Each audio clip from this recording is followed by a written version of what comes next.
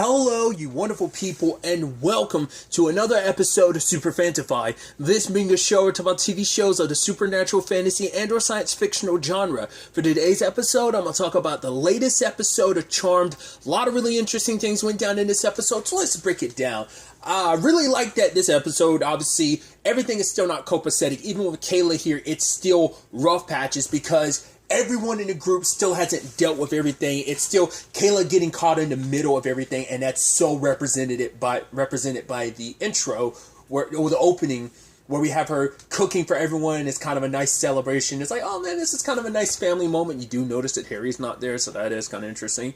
But Mel's kind of upset because Kayla she used a recipe that's connected to Ruby, and she's kind of talking a little bit like, oh, like I had this ex that collected my hair, and it's like, yeah, Mel wasn't about that conversation, leaves.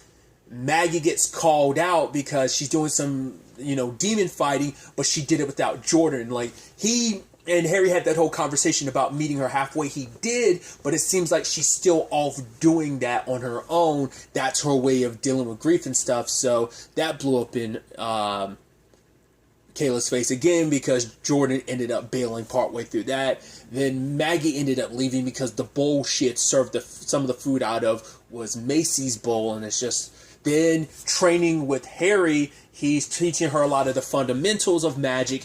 And then he kind of got super pissed and stabs her during like a magical VR session of training. I was like, is he stabbing her because he knows he can heal her? I was like, that's still kind of pretty jacked up. Oh, it's virtual reality. Doesn't make it any easier, but he's acting super aggro the moment because Kayla was like, right, you're going to encase, what we're going to do, encase her bowl in amber, which I will admit is a little insensitive considering it's only been 6 months since they died, especially because Harry's situation is a little different. Like, he went through a lot to make his relationship with Macy work. Obviously wanted to become human for her sake, but also being a white lighter and being the only of your kind left, and then the woman you love died. She was going to outlive you to some extent anyway when you became a white lighter. So there's complexities that Kayla doesn't know, but it also fuels into the fact that she doesn't know because no one is willing to talk about anything. Everyone's just burying their feelings, kind of burying their heads in the sand, and just, and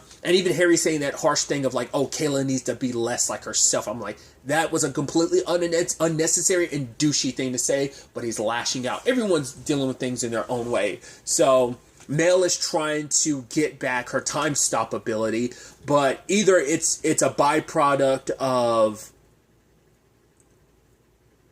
the love buns, or it's a byproduct of her power manifesting again, but differently. That her time ability manifesting differently, rather than in a time stop. That maybe it's like a form of it now. Like she has like What am I trying to say? Like a subsect of her time ability might now be like, oh, she can go back in time in her own life. Because she said, like, when she was with Ruby, it was similar to her being able to, like, smell it. Felt like she was in that moment. Like, not just reliving it. She was actually in her own brain. Which I'm like, oh, it almost feels kind of like the time travel in the show Travelers on Netflix. If you don't know, basically the time travel, you basically download your consciousness into someone else's consciousness. That was kind of basically how the whole thing works. I'm wondering if it's kind of a similar thing. Is that just how her time magic is going to work from now on? I don't see that necessarily working out 100% in the grand scheme of things. That's why I feel like it's her on the verge of getting her time power back. Just, this is kind of a subsect of it. She's here first before she fully learns to control it again and get it back. Plus, going back in her memories with Ruby, and it seemed like everything was copacetic. And I'm like, why did you guys break up? I thought, like, I figured it had to do something with the Macy stuff, but it seems like that was only a small part of, like, a larger issue, as we find out later on, but we'll get to that. Never mind. I'll go ahead, since we're already here. I'll discuss it here. The fact is that Mel got rejected when she proposed to Ruby. And Mel says that thing of like, I need to know why we broke up. You have a better understanding, which I'm like, I honestly don't know if that's a good thing or a bad thing, knowing why you and an ex broke up. It's kind of like, she needed the closure because how she was handling it before now wasn't working, because she was just avoiding it and she was burying her feelings. What was she doing? She was also like doing a whole bunch of random one night stands and hookups just to compensate. And like, was that the healthiest approach? Not really. So I guess as long as it gives you an answer, gives you closure to like why she broke up with you. But it's like, right, you proposed to me like your sister just died and like everything in life was just speeding along, so it was kind of the worst timing. But also, it's like, at the end of the day, you didn't really know me. It's like, you also forgot, I was trying to remember what the other thing was. It's like, right, had to give up the future baby situation, which is even sadder because we know Ruby came to her grave in that future that's different and changed. But it's also like, right, because also the byproduct of knowing your own future to some extent and the timeline changing, just, but that could have just been like Ruby coming to visit because it's like, right, this is someone I did love at some point in time. I'm sad they died. Maybe her and Mel either find their way back to each other, or at the very least, maybe she just like, right, this is someone that was an important part of my life. I wouldn't be who I am or where I am right now if not for this experience. Because relationships, good and bad, can fuel you into becoming, or part of your journey, part of your chapter. So maybe like part of like Mel was a chapter in her life. It could be something like that, and just a very important chapter in her life. Whatever the case may be, for her, it's like, Mel, like, our entire relationship was you. It seemed it was all about you and saving the world, which isn't a bad thing, but it felt like you didn't really know me. And I'm curious, is that supposed to be kind of reflective of Mel is... And I get it, like, that was always kind of a hesitant life for Ruby, too. But to know, like, oh, you're also... I'm wondering, is that where they're setting her up to kind of... Because, once again, you'll make the parallels to the... You can make the parallels between the Hollowell sisters and the Vera sisters. So I'm wondering if she's going down a little bit of a Phoebe route. Phoebe had a lot of like ups and downs when it came to the love situation. So I'm wondering, is Mel kind of having that situation? Because once again, the direct parallels would be Maggie and Phoebe. But once again, every one of the sisters is like a mixture of one of the Hollowell sisters. So she's obviously got Piper elements, but she's also got... she's also got Phoebe elements, just like Macy had the Piper elements because the whole dating your white lighter situation, obviously. But she's also very Prue-like because she died like Prue did. So there's a lot of mixture and like comparing and contrasting between multiple Hollowells into certain Vera sisters. So it's just interesting to know that. But well, because like, she hasn't had the best luck in the love department. Neither has Maggie either. But I think she's on that like path where, her and Jordan, like, it's going to be a bumpy road. But I think that's kind of an end game right there. We'll see if that ends up being a thing. But obviously, like, the Parker and Maggie thing is like very much like the Cole and Phoebe situation. So I'm curious to see where Mel takes, like, what she learned from Ruby. Like I said, will they eventually make things work? Or is it just kind of a thing of, like, right, I kind of have been internalizing a lot. I wonder, because Ruby was saying the relationship was wonderful, but I guess it's one of those things where it just kind of was always about her. It was kind of in her own pacing. It was never like, we never really met in the middle. It was kind of always about you and what you're doing, and it's not conducive with what I want from my life. So, which is kind of like a harsh thing to kind of take. It's like, yes, kind of having it thrust all upon you at once. But Mel said she wanted to know. Once again, whether that's better to know or not, I don't know. But it might give her some form of closure and make her kind of rethink and, readjust herself going forward. And, right, learn from your mistakes of previous relationships and stuff about working on because she kind of has to probably work on herself before she enters another relationship. We'll see how that plays out. But, obviously, there's the whole Maggie and Jordan thing. So they go and visit Frank because he got in contact with them. Turns out Frank was stuck in a box and it was about to explode. So, and you can even tell with their approach, it's not like Jordan and Maggie were on that. Like, Jordan was handling the bomb and stuff like that, trying to defuse it. Maggie was trying to come at it from, like, it just seemed like, I mean, I guess it's not like she doesn't really know anything about defusing bombs, so she couldn't help, but it still felt like almost symbolic of how they weren't really even gelling as a team during the circumstance, because he's still kind of calling her out for some of the stuff of like, oh, now you want to talk type of thing, so. But then, like, it turns out, hey, it was all a joke, and I'm like, him just letting Frank go seems weird. Oh, he didn't, because Frank drank something, it basically turned him into a bomb, and he explodes. I'm like, that really sucks. Poor Frank. And then sadly, the same thing happens later on because Kayla ends up showing up when they deal with the whole stone situation. But it turns out that stone wasn't a stone. It was a baby egg, a Lamia egg. And I'm like, where do I know Lamia? Like, it's a mythical creature that I feel like, has that come up in Legacies or something? Because it seems so familiar, like a snake person. I'm like, why does that seem so familiar? And I can't place why it does. I'm trying so hard at the back of my mind. I'm like, someone in the comments let me know. I don't know if it's something I've reviewed recently or whether it's just something that's just in my general nerdy brain of like, I don't know if it's a video game. I don't know if it's a TV show. I don't think it's a movie. I think it would have to be like a TV show or video game I'm thinking of. I mean, like, Snake People isn't that rare or something, but I'm like, where specifically Lamia, like that name, it's going to bother the hell out of me, like where I've heard that, and it seems so recent, but maybe it's not. Either way, Kayla ends up getting taken by this thing, and this thing which will digest you in a sack. Well, they find Kayla, but Maggie's all about, nah, we're going to kill this thing for what it did to Kayla. It's like, and maybe this isn't an example people would like. I like it. It's one of my favorite things about Iron Fist. Once again, I like the Iron Fist formerly Netflix TV show, now Disney Plus TV show.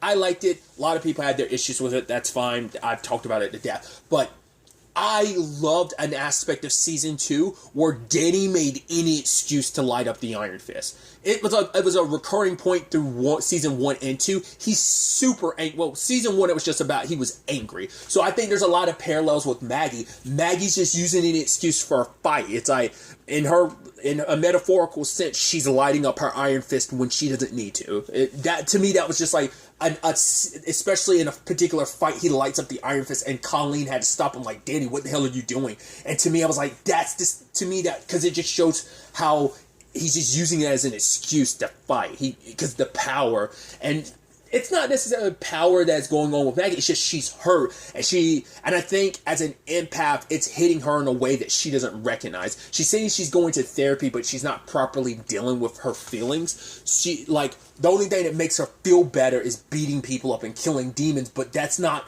a solution. It's a band-aid that is now falling off because it's no longer covering the wound anymore. Now the wound is getting infected. And so she's going wild like that. Because she's talking to Jordan like, oh, I thought we were good. He was like, no, we're not. He's like, I can't just do this whole trying to meet you halfway and be good with everything. It's like, no, because I'm enabling this behavior in you.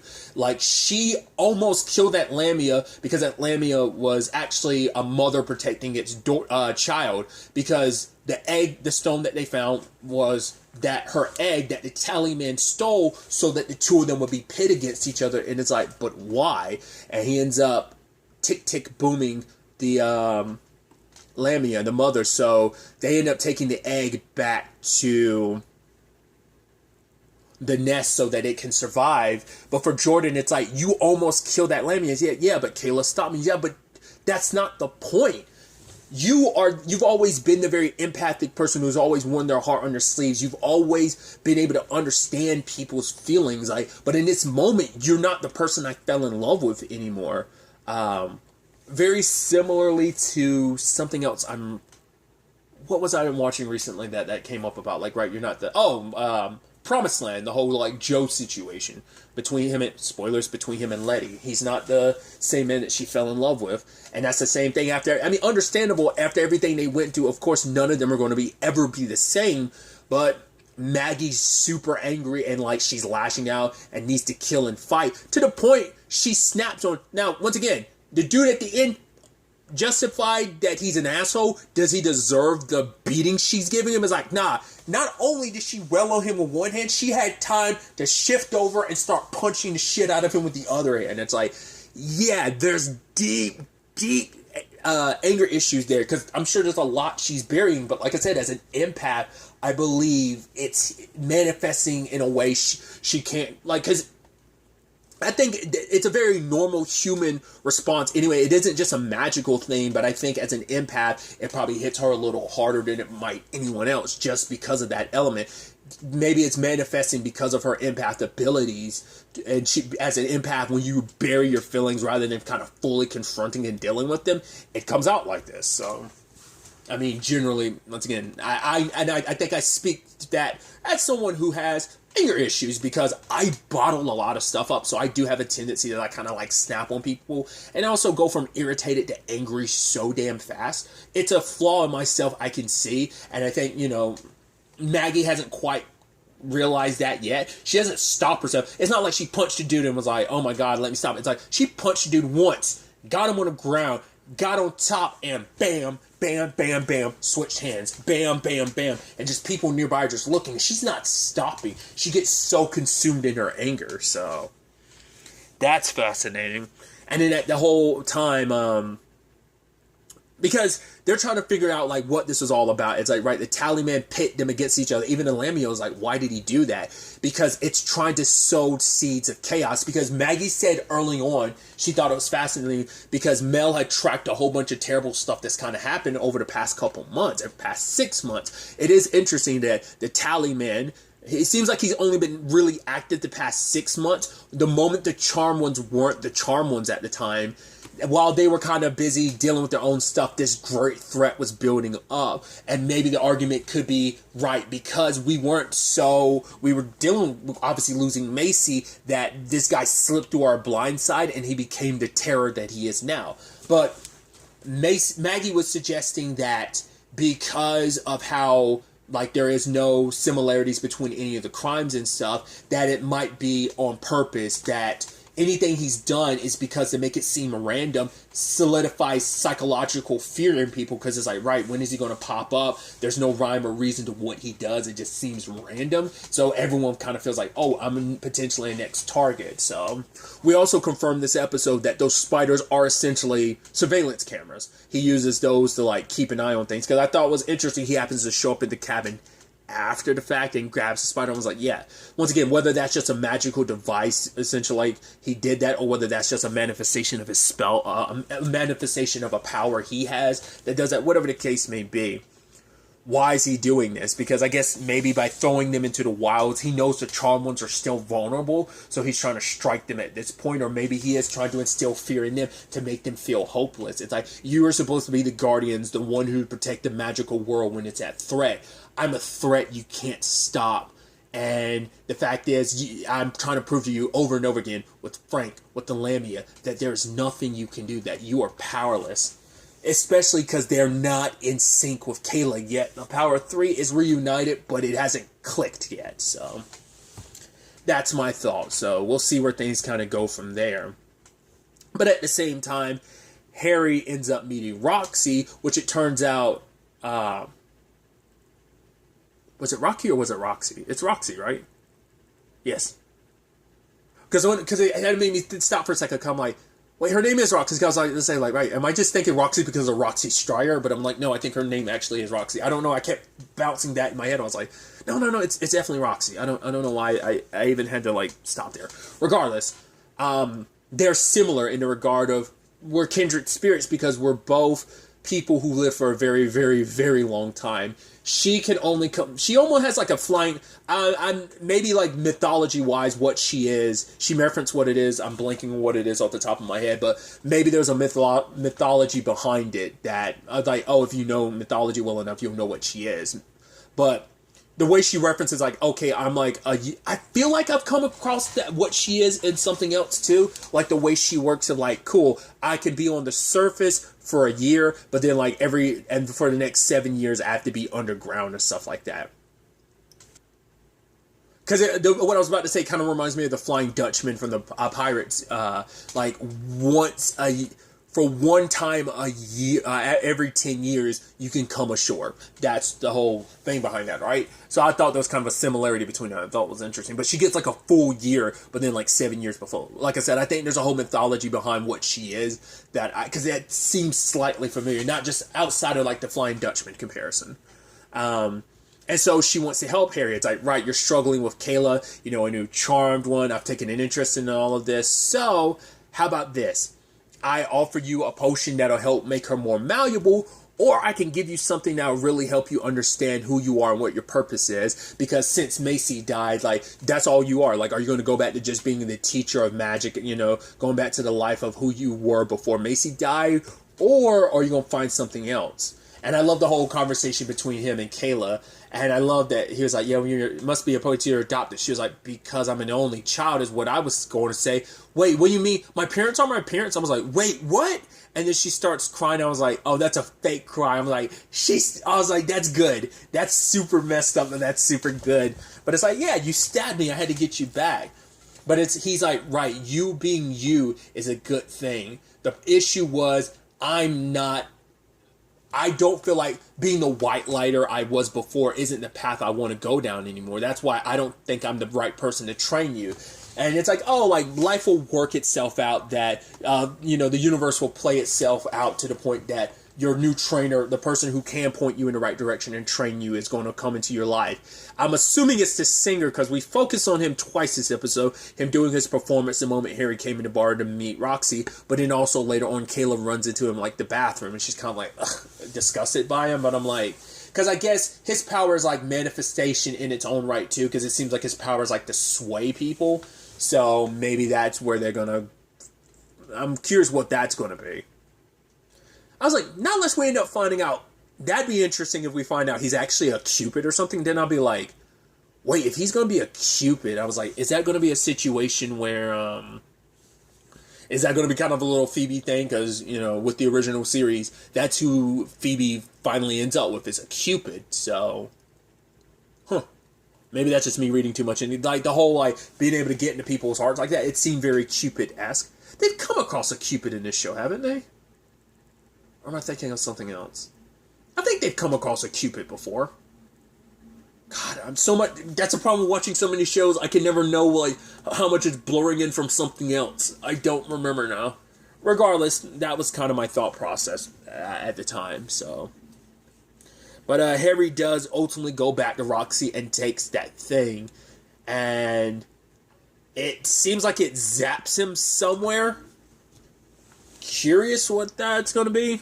Because she does reference that her and Harry are even more in common, because it's like, right, we're both immortal beings stuck to go on while the person we love is gone, and just watch everyone we care about die around us. So he zaps off somewhere, and I'm like, because even she was like, yeah, most people probably tell you not to trust me, but we'll see where this whole thing goes. What's next for Harry outside of being like this white light teacher? Like, who is it that he is meant to be? Now, it's definitely going to be interesting to see, especially when you think about the past where he had to deal with the whole Jimmy situation. Now, once again, coming with its own struggles of being the last and only white lighter. There's a lot there, so.